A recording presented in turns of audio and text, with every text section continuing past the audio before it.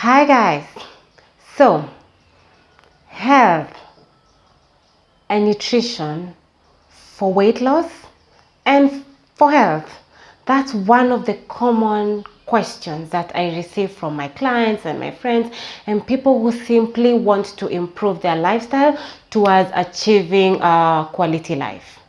So why is it that there's so much confusion around the subject of health and subject of nutrition and diet? There's so much conflicting information out there, or probably it's too complicated, so too scientific for people to just break it down. So today I will try to give the basics of diet and nutrition towards healthy quality of life and towards weight loss. I will try to infuse a bit of scientific information into it and to simplify it enough just so that you can use that information in my coming up series to help you towards achieving healthy nutrition.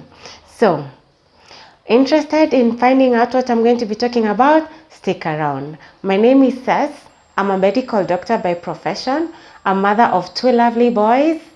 Health and nutrition and fitness is my passion.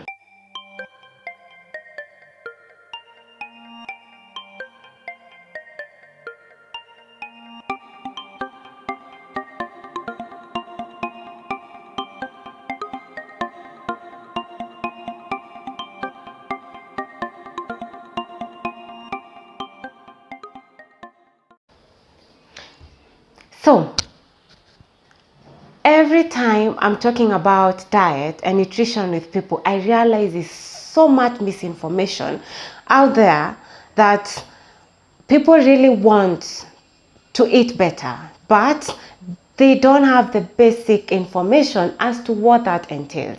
There's a lot of confusion around calories. I don't know. I don't eat carbohydrates.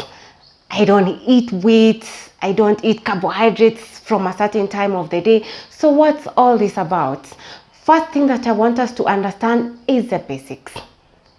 I've been in the fitness journey for more than 10 years, but I just learned and understood diet 1 year ago. And that for me has been an amazing journey. My relationship with food has changed my general perspective towards life and everything. So, for me, I prefer to look at diet and nutrition in a holistic way because you don't eat to lose weight. In fact, the primary goal of eating for most of us for nutrition is to give us fuel to infuse some life into our bodies. So, at some point, all of us are achieving some form of diet and nutrition. But let's talk about optimal nutrition, because optimal nutrition for me is kind of diet and eating is not towards one end goal. It's actually a cascade of events. Yeah, based on the choices that you make in your diet, they end up triggering so many other things that can lead either to a quality life, diseases, low energy levels. So let's just demystify that. Yeah, so what do I mean by optimal nutrition? Optimal nutrition, I look at many things. I look at the level of nutrition you get from the foods that you choose. It's not just about calories, yeah? It's how much nutrition are you getting out of the food choices that you choose. Because if it's simply all about weight loss, I can guarantee that you can lose weight eating pizza. All you have to do is to calculate your total daily energy expenditure, and let's take the calories you take in a day and we just ensure there's a calorie deficit. But how much nutrition are you going to get out of that? Yeah. So nutrition vis-a-vis the calories that you're getting from any food choice that you make. The second thing I'm going to teach you along my series of videos is how do you ensure that you're remaining true to hunger? Because one of the things I realized, what I thought was hunger really wasn't hunger. Yeah. So now I eat when I'm hungry, I stop when I'm full. But do you know what true hunger feels like? Or are you suffering from toxic hunger? Then the other thing is Hydration, because that's one of the things when it comes to food choices that we really don't prioritize. Are you getting enough hydration for your body? And lastly, are you maintaining a healthy cascade of life? Yeah, the food choices that you're picking, are they of quality such that they give you energy even to work out, for your fitness? Are they giving you energy just for your daily activities? Or are your food choices making you feel depressed, sleepy, triggering toxic hunger, emotional overeating? And then are they causing diseases or worsening disease patterns in your body? That's the healthy cascade I'm talking about. But before we begin on all this, I would like to settle on just the basics of nutrition. What do I mean when I talk about macronutrients and micronutrients? Because in my videos that are coming up, I will be talking about carbohydrates and proteins and fats and macros and micronutrients. All this jargon to a common person must sound like a lot of scientific nonsense, and why not just eat any food? So let me tell you why it's important, yeah? Because if you're going to talk about the nutritional value vis-a-vis the calories in that food, you better understand the macros and the micros, yeah? So the macros are the big nutrients that you need to take into your body for your body to get fuel, which is from carbohydrates and also from fats. And to an extreme event during starvation, your body will break down proteins to give you energy, yeah? So it's what gives you fuel. So you get your fuel, your calories, only from your macronutrients, yeah? But then there are these micronutrients, and giving them the name micro doesn't mean they're any less important in your body. In fact, if your body was a car, the macronutrients, the carbohydrates, the fats, the proteins are the fuel, yeah? But then your car will not get moving if there is no ignition key. And that's what the micronutrients are.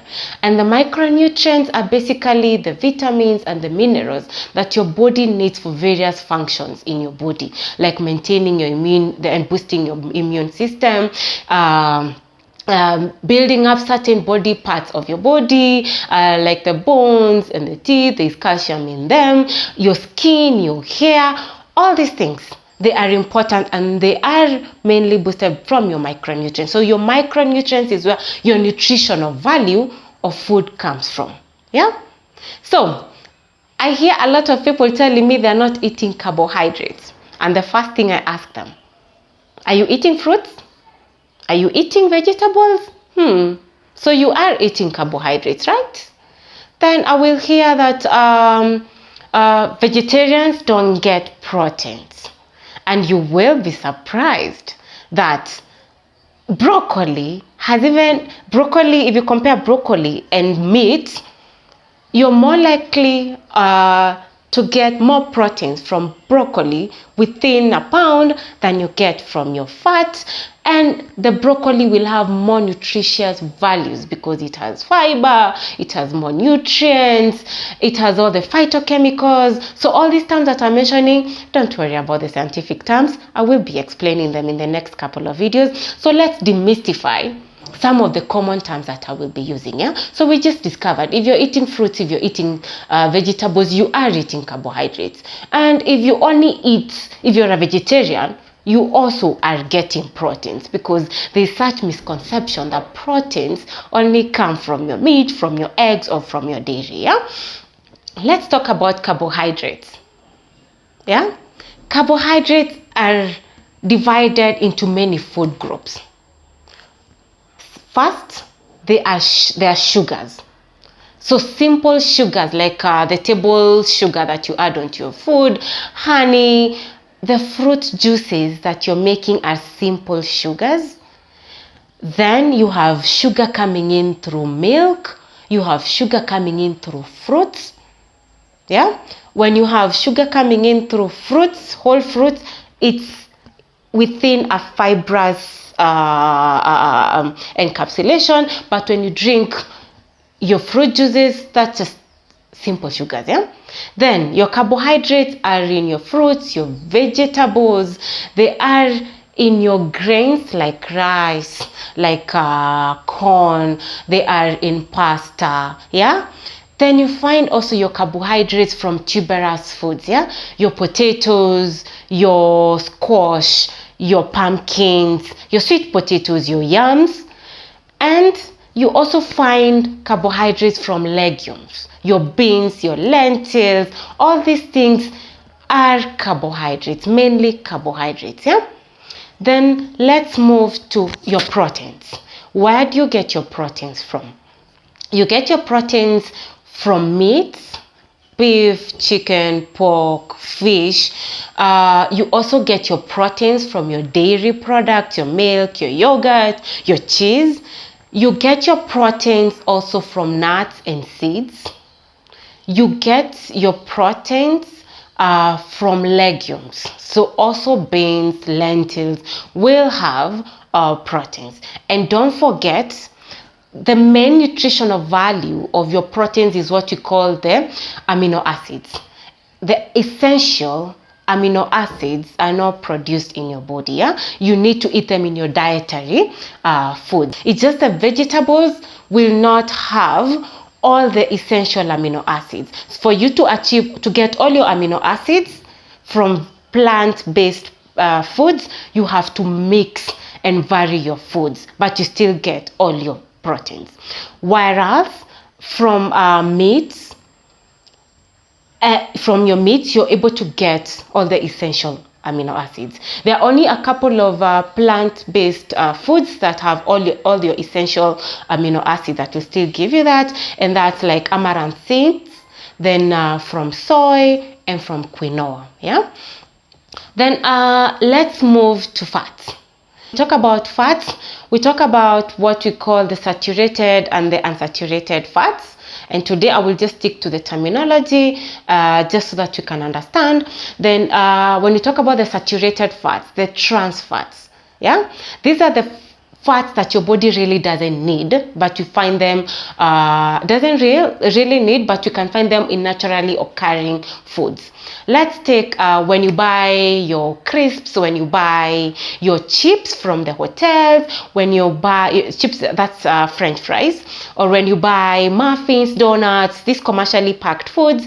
All those things will have saturated fats that have undergone some hydrogenation, so meaning that the oils are not liquid or soft in room temperature, they are solid. It helps them to stay for long, but those are the bad types of fats, the saturated, the trans fats. You can find saturated fats in some of the naturally occurring foods that you eat, like meats, all kinds of meat, yeah, in your dairy, in your eggs, yeah.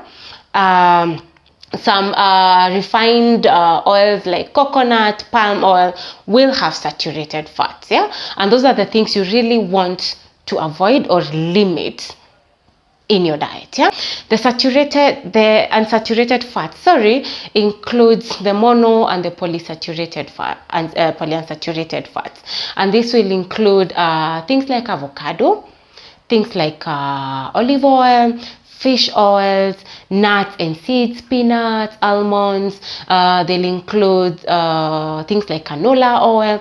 All these are good for you, but you should still use them sparingly. Let's move to the vitamins and the minerals, what you call the micronutrients. Yeah, these ones will be found in so many of the foods that we eat, mostly in nutri-rich foods. The nutri-rich foods, you will notice the majority of them are in plant-based food groups.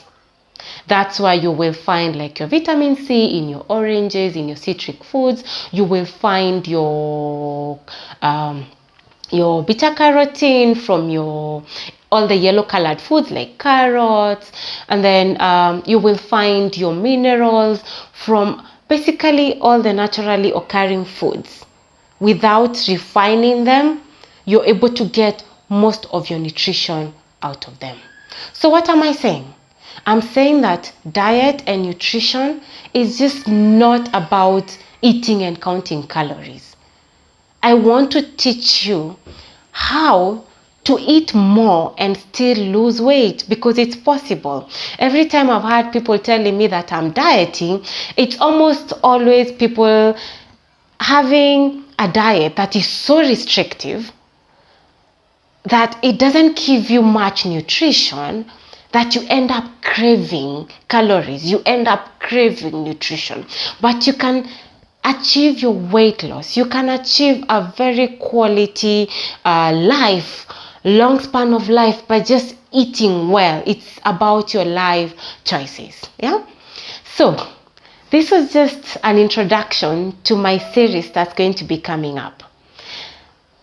I will appreciate that if you like my videos, and if you want to follow me, if you can subscribe to my channel, hit the notification bell, make sure to share with your friend, and make sure to leave a comment on my channel, because I am really interested in what you want to find out and what you want to learn from me, so that you can achieve that very healthy, very quality life that you're looking for.